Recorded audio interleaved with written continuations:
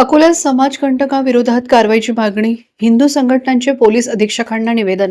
अकोला शहरात काही महिन्यांपासून समाजकंटकांकडून शहरातील वातावरण बिघडवण्याचे प्रकार वाढत असल्याचा आरोप करत हिंदू संघटनांनी पोलिसांकडे कडक कारवाईची मागणी केली आहे। याबाबत हिंदू संघटनांच्या पदाधिकाऱ्यांनी पोलीस अधीक्षकांना निवेदन दिले। अलीकडच्या काळात काही समाजकंटकांकडून व्यापाऱ्यांना शिवीगाळ करत थेट दुकानात जाऊन मारहाण करण्याचे प्रकार घडत असल्याचे समोर आले आहे। काही दिवसांपूर्वी सराफा बाजार परिसरात एका व्यक्तीने दुचाकी समोर दुकानासमोर उभ्या असलेल्या गाड्यांची तोडफोड केली, तसेच दुकान मालकाला शिवीगाळ करत मारण्याची धमकी दिल्याची घटना घडली होती। मात्र दहशतीच्या वातावरणामुळे व्यापाऱ्यांनी या समाजकंटकांविरोधात तक्रार करण्यास धजावले नसल्याचा आरोपही करण्यात आला।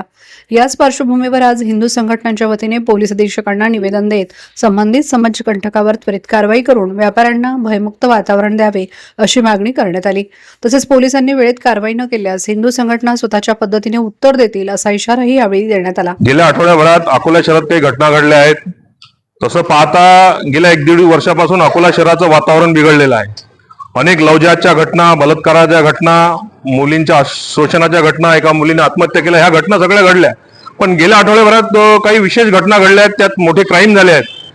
भारत क्रिकेट मॅच जिंकला म्हणून काही हिंदू युवक फटाके फोडत होते, त्या ठिकाणी त्यात काही लोकांना जी मिरची लागली आणि त्यांनी त्या फटाके फोडणाऱ्या युवकांवर हल्ला केला। तिथं हिंदूंच्या घरासमोर असलेल्या गाड्या फोडल्या, हिंदूंच्या घरावर हल्ला केला।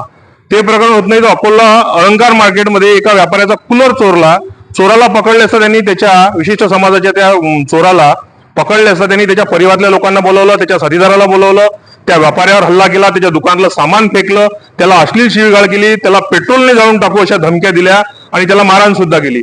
ते प्रकरण होत नाही। दुसरा प्रकरण, आता एक व्हिडिओ व्हायरल झाला सराफा गल्लीमध्ये, रत्नेश ज्वेलर्सच्या समोर काही वाहन उभी होती, तर एक जिहादी त्या ठिकाणी आला।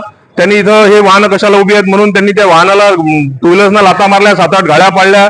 त्यानंतर त्या व्यापाऱ्याने त्याच्याकडे पाहत होता, आता तो हे धिंगाणे घालत आहे, कोणी पाहणार, तू आमच्याकडे का पाहतोय म्हणून त्या दुकानात जाऊन त्याला मारहाण केली। त्याला सांगितलं की तू जर पोलीस कंप्लेंट केली तर तुझ्या डोळ्यामध्ये चाकू खुपसून देईल।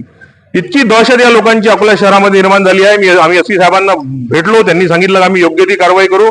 जर त्यांच्यावर कारवाई झाली नाही तर व्यापाऱ्यांनी, हिंदू समाजाने घाबरायची गरज नाही। विश्व हिंदू परिषद बजरंग दल जशास तसं उत्तर देण्यासाठी तयार आहे। आम्ही रस्त्यावर उतरू, बंद पुकारू, जे काय आंदोलन करायचं ते करू, पण आम्ही आमच्या व्यापाऱ्याला दहशतीमधून बाहेर काढू आणि या लोकांवर कारवाई करू। जय श्रीराम।